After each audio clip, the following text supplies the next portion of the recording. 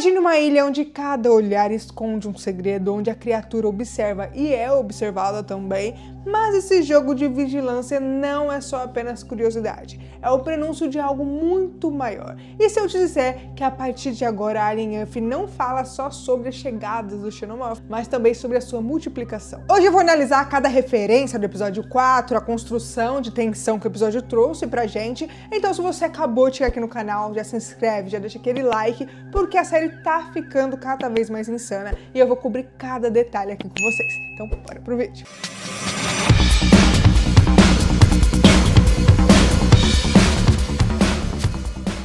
E aí pessoal, tudo bem com vocês? Se você não me conhece, acabou de chegar aqui no canal, bem-vindos, eu sou a Thalia Moitinho. Bom, bora começar com o título do episódio, que é Observação, e que tem tudo a ver com esse episódio, tá? Porque os cientistas estão observando os alienígenas e os alienígenas estão observando os cientistas.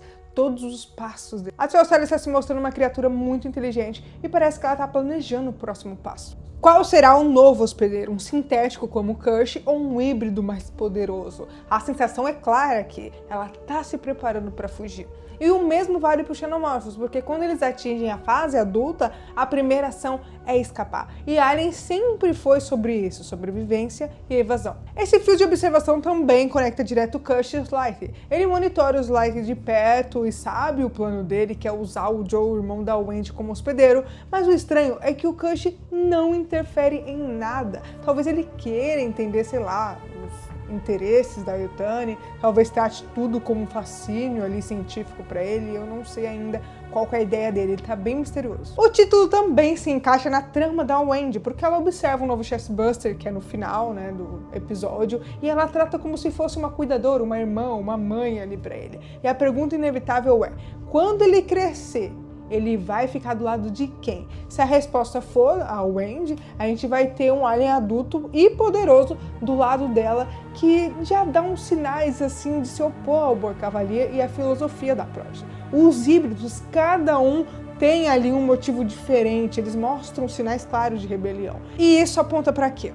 Pois é, para a questão da ilha em colapso. Lembra que a temporada tem apenas 8 episódios? O relógio tá correndo e alguma coisa tem que acontecer aí de importante. E a contagem de monstros só cresce. Nesse capítulo a gente tem 2 novos xenomorfos em potencial, porque tem o Chestbuster confirmado que vai crescer até a fase adulta já, e o que o Morrow quer gerar junto com a ajuda do Slythe. Ou seja, tem uma ameaça em dobro aí. Até a abertura do episódio reforça isso, porque as cenas recapituladas sobre os créditos vêm acompanhadas de imagens macabras de uma boneca boiando na praia.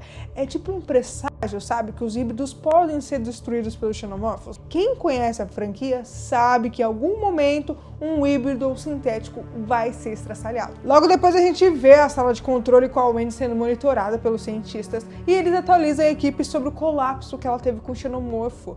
Mas a Wendy faz uma distinção crucial, porque ela fala que o grito que ela ouviu não era do Chestbuster nem dos ovos, mas era o grito do girino alienígena. E isso sugere que ela tá começando a se comunicar com os próprios xenomorfos. E o Boy Cavalier fica eufórico, pedindo por favor para descobrir como eles se comunicam, o que eles querem e por que toda essa motivação dele. Todo o objetivo do experimento com híbridos e transhumanismo é justamente esse, ter uma conversa com uma inteligência superior a dele. E aqui começa o debate sobre moralidade, porque o Boy Cavalier enxerga os híbridos como experimentos substituíveis, não como pessoas. Já outros personagens começam a questionar se eles têm consciência própria ou são apenas cópias. Até o próprio Adam, que está em segundo lá no comando, admite que ninguém sabe essa resposta. O episódio também traz referências do Peter Pan o tempo todo, porque o Boy Cavalier é o Peter Pan com a sua Neverland, usando roupas remendadas, se chamando de um garoto que nunca vai crescer. Mas aqui tá um detalhe. Em Alien, personagens que buscam contato costumam ter fins bem sombrios. E o próprio Cavalier acaba falando de algumas coisas que parece que talvez é uma tragédia anunciada, sabe? Algo que vai acontecer com ele. Enquanto isso, lá do outro lado do laboratório, tem algumas paredes arranhadas, eu não sei, gente, queimada, não sei o que tá acontecendo. Eu só sei que sempre tá aquele cara borrifando alguma coisa na parede. E eu acho que a série não tá mostrando aquilo à toa. Eu acho. Aqui é só suposições. E eu não sei se vocês estão pensando o mesmo que eu. Só que a relação do Boy Cavalier com o Kush, o sintético, me lembrou muito a relação do Holloway, o doutor lá de Prometheus, com o David. Toda hora ele fazia questão de lembrar que ele não era de verdade, que ele era um sintético. Ele humilha o Cush sem hesitar, tratando ele como inferior e mandando ele de volta pro laboratório. E o Cush sabe de tudo que tá acontecendo, ele monitora cada palavra dos Light com o Morrow e ele não entrega nada. Talvez ele esteja planejando, sei lá, algo próprio, talvez curioso. O fato é que ele observa tudo em silêncio. E esse jogo de poder também aparece entre os híbridos. A Cully perde a calma ao descobrir que a Wendy tem um poder exclusivo, que é se comunicar com os Xenomorphos. O sonho dela é ser a favorita e ela acabou ali. E o engraçado e trágico ao mesmo tempo é que os híbridos foram criados para pensar e sentir como os humanos, mas eles são tratados como coisas. Nesse cenário tem o irmão da Wendy também, que ele tem uma realidade brutal ali. O Cavaleiro joga na cara dele que fizeram lá com o pulmão dele, sem pudor nenhum, porque ele não tem medo das represálias, porque legalmente ele tá protegido. O Joel, como médico de guerra, ele assinou contratos que dão à empresa o direito sobre o corpo dele. Literalmente a corporação possui o Joel. Ele pode até protestar, mas ele não tem saída. E esse detalhe revela o mundo da série. Corporações não só controlam pessoas, mas elas possuem de corpo e alma. O Joey até ameaça sair, mas a resposta é direta. Você não tem escolha, tipo, a gente tem você. É mais do que uma faísca de rebelião que inevitavelmente vai virar. Surge a discussão também sobre a linguagem dos xenomorfos. Eles se comunicam na frequências próximas a mais de 100.000 Hz, muito além do que os animais conseguem ouvir. Nem as baleias alcançam esse nível. E isso coloca em um patamar de comunicação totalmente diferente. O Boy Cavalier cita a Turseclac. Certos níveis de tecnologia são indistinguíveis de magia. E compara a evolução da Wendy, que agora fala com os aliens, ao hack que ela fez lá nos servidores da Prodigy nos episódios anteriores. Mas na verdade ele cita o autor errado, porque isso faz referência ao terceiro princípio de Clarke. Na cena ele cita o Asimov, mas na verdade quem escreveu essa ideia foi o Arthur C. Clarke. E eu não duvido nada que o Noah Hawley tenha feito isso de propósito no roteiro. E essa cena fez eu lembrar também sobre o David do Alien Covenant, que ele cita também um autor errado. E essa frase significa que, quando uma tecnologia é tão avançada e complexa que o seu funcionamento não é compreendido pelas pessoas comuns e ela pode parecer ter qualidades sobrenaturais semelhantes à magia. Para ele, ela tá evoluindo além da humanidade. A gente descobriu também que os corpos dos híbridos têm baterias capazes de alimentar cidades inteiras, um poder que em mãos erradas pode se tornar uma bomba portátil, algo que talvez a Yutani ia adorar fazer. Falando nela, o Adam fala para enviar as espécimes para a corporação, mas o Cavalier acaba hesitando, falando que teme que ela possa acabar implantando ele. Essa paranoia deixa no ar uma dúvida. O destino dele vai ser algo clássico que a gente já conhece, com os aliens e tal, ou a série tá preparando o falso alarme? No meio disso, ele solta uma frase que resume a sua ilusão de Neverland. Esse é o meu mundo e todos vivem nele.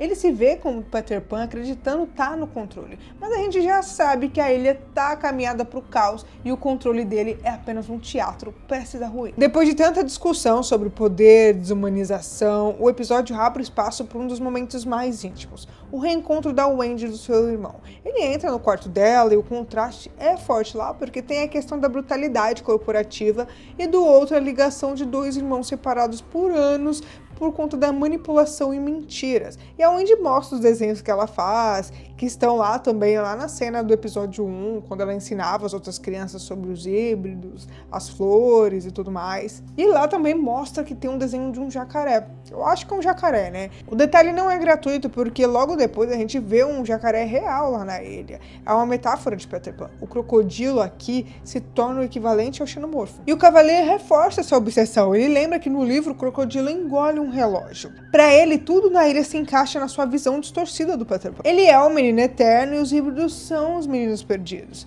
E o xenomorfo é o crocodilo. Durante a conversa da Wendy e do Joe, o peso real tá nas memórias do Joe. Ele conta que quando a Wendy estava doente, ele tentou visitá-la no hospital. E ele foi impedido pela corporação e pelo pai. Disseram que ela tinha morrido. Mentiram para ele. E esse detalhe é crucial quando a Wendy pega o Cavalier na contradição, porque o Joey também fala sobre o seu passado como médico da guerra. Ele serviu em conflitos na Sibéria, mas não eram guerras entre países, eram guerras corporativas. Nesse futuro, empresas mandam mais do que os governos. A Terra é controlada por corporações que decidem quem vive e quem morre. Isso faz o Joey alguém que entende bem até onde essas entidades vão para manter o poder. Agora, de novo, preso em contratos que transformam em propriedade da Prodigy, ele percebe que está revivendo o mesmo ciclo. Depois da conversa, os irmãos assistem juntos ao mesmo filme da Era do Gelo, que já havia aparecido antes, reforçando o laço entre eles. Enquanto isso, o Cavalier segue o seu ritual, lê trechos do Peter Pan para os híbridos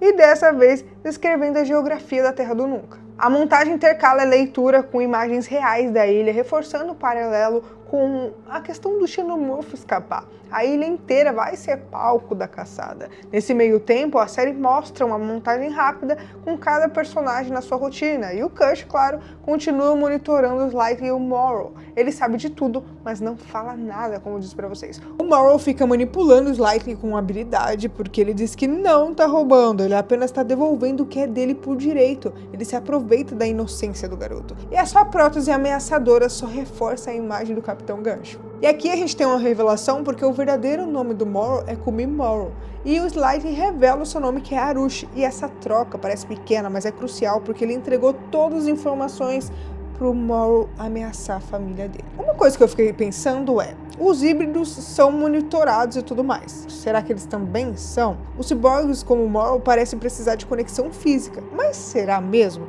Porque a paranoia só cresce aqui. Talvez a Yutani já tenha acesso a ele em tempo real e tá vendo tudo que tá acontecendo. Porque ele tá cooperando, ele tá indo atrás de um espécime. Quando o Slight volta pro quarto, o Cush tenta tirar a verdade dele. E ele não fala nada. Ainda assim, a gente ouve o Morrow no segundo plano. E ele tá sempre lá como uma presença constante na mente do menino. E isso tá destruindo a sanidade dele. O momento que o episódio mostra lá a Nib surtando, falando que tá grávida, mostra que os híbridos são instáveis, algo que já vem sendo mostrado. Um a um vão surtando, reagindo, se revoltando. A rebelião não é mais uma hipótese, é só questão de tempo mesmo. Enquanto a tensão cresce, o Boi Cavaleiro segue preso na sua obsessão narcisista. Ele acredita que controla tudo, mas a ilha é um caldeirão prestes a explodir. A Nimbus anuncia que está grávida e a dúvida é imediata. Gravidez real, delírio ou algo implantado? Ela tem flashbacks traumáticos e reage violentamente quando a Dame Sylvia tenta ajudar ela.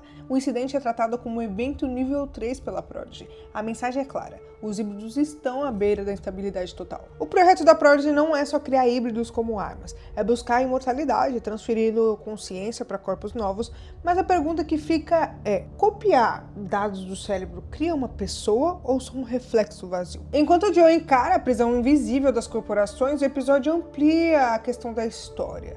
A Curly pergunta sobre as 5 empresas que dominam a Terra e o Joe explica: a democracia fracassou e guerras devastaram o planeta e 5 corporações assumiram o controle. Elas formam uma espécie de conselho global, fachada de cooperação, mas sempre em conflito. Entre as 5, 2 são as centrais já. A Prodigy, a dona da ilha, criadora dos híbridos, e a Weyland-Yutani, a rival eterna obcecada por transformar xenomorfos em armas biológicas. O Joe ainda sugere que a Yutani prepare um movimento político que vai tentar convencer as outras corporações do conselho para ajudá-la a recuperar os espécimes, e isso expande o conflito para uma escala planetária. E tudo puxa para a frase que abriu a série: a primeira corporação a dominar a imortalidade vai controlar o futuro da humanidade. É por isso que cada detalhe importa. A Wendy, o Joe, o Slightly, a Curly não são protagonistas absolutos. Eles são peças humanas e híbridas em um tabuleiro muito maior, onde o verdadeiro jogo acontece entre os titãs corporativos. No final, a Wendy se aproxima e acaricia a criatura, que é o Chassis Buster, que saiu do pulmão do irmão dela, e ela responde de forma afetuosa. A imagem é perturbadora porque é tipo uma amizade entre humano e alien, mas com horror inevitável, porque a gente já sabe o que vai vir.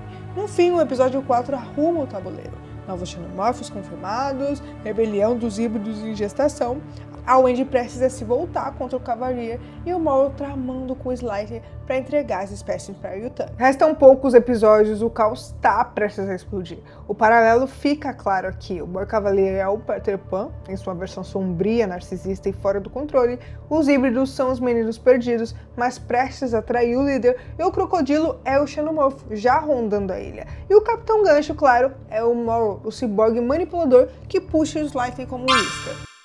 Eu quero saber de você, quando esse xenomorfo crescer, ele vai ser leal ao Andy ou ele vai se virar contra todos, inclusive ela? Deixa sua teoria aqui nos comentários e, claro, já deixa aquele like, se inscreve aqui no canal, ativa o sininho pra você não perder nenhuma análise do próximo episódio. Ah, galera, um recadinho rápido aqui pra vocês. Agora aqui no canal tem um clube de membros aqui no YouTube mesmo, então se você gosta do que eu faço e quiser dar aquela força pro meu trabalho continuar, é só dar uma olhadinha no link que vai estar aqui na descrição. E dependendo do nível de amigo, o seu nome pode aparecer aqui na tela no próximo vídeo e também você vai ter acesso antecipado a todos os vídeos que eu for postando aqui. Ah, e tem mais conteúdo incrível esperando por você. É só clicar no vídeo, vai estar aparecendo aí na tela agora. E bom, por hoje é isso. Um grande abraço e até o próximo vídeo.